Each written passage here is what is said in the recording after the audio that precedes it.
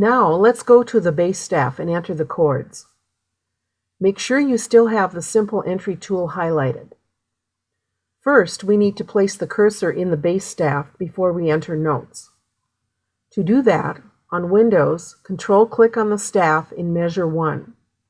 On Mac, Option-click in Measure 1.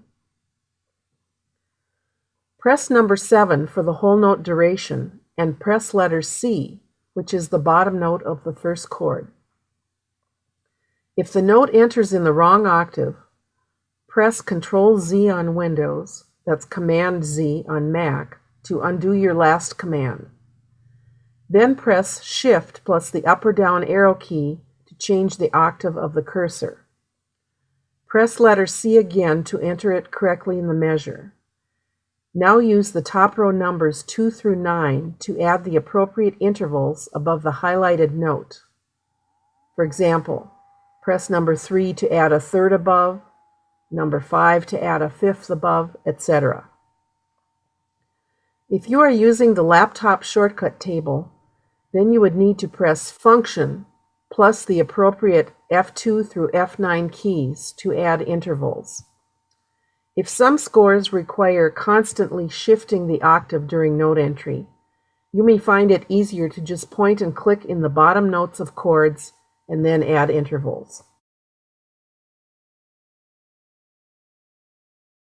Enter all of the chords to the end of the score, changing note durations as needed. When you are finished, save your work by clicking on the File menu, Save. Go to Page View to view your score. Click on the View menu, Page View. If you need to zoom out to see more of the page, press Ctrl- on Windows, that's Command- on Mac. Play back your score to do an audio check for accuracy. Correct any errors you find and save your work again. We will address markings and page layout later.